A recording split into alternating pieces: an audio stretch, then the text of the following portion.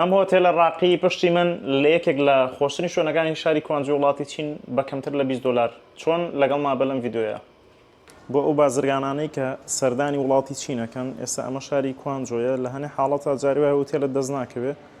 ئەپلیکیشنی تر هەیە کە تۆ توانی ئەپارتمان بگریواتە شوقەی خەڵک ئەوانەی کە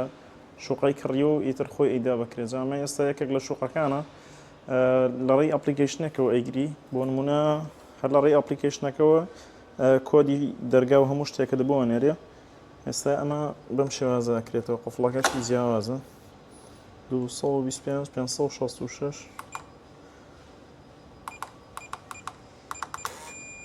بینی ئەو کرایەوە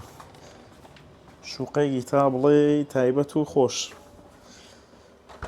بادای خینەوە خۆش خۆمم شوێنێکی تا بڵێ پاک و خاوێن گەورە ینی شوێنێکی زۆر دەرەجەیەک ئەمەی کە ئەیبینی ینی چەند مواسەفاتی تایە گەورە شوێنێکی خۆش ئەوە قەنەفەیەکی تایە قەنەفەیە بە پێی ڕەسمەکان ئەکرێ بە سیسەم ئەمەش سیسەم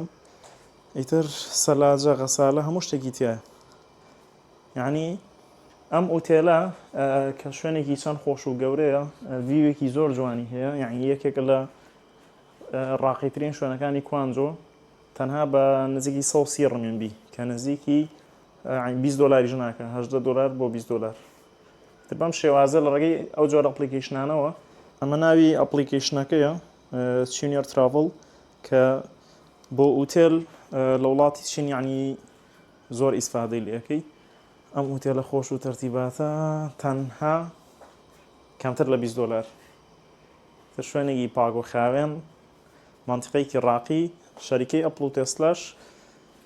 بە تقریبا 10 دقائقی تەوێ جا یعنی طبعا هەر لە ناو ئەپلیکیشنەکەیە ڕقم تەلەفۆنی تایە هی ئوتێلەکە تەلەفۆنی بۆکە یان تقریبا دوای 5 دقەیەک خۆیان ئۆتۆماتیکی تەلەفۆنێکت بۆکەن لەمە بێ زمانی چینی بیزانێکە کەسێکت لەگەڵا بێ زمانی چینی بیزانێ باشترە بۆی کە بڵێ ویچاتەکەم ئاتکە لە ڕێی ویچاتەوە معلوماتەکانت بۆ بنێرە وەکو کۆدی دەرگا و ناونیشانی ئوتێلەکە و لە چ شوقەیەکە چونکە عادەتەن لێرە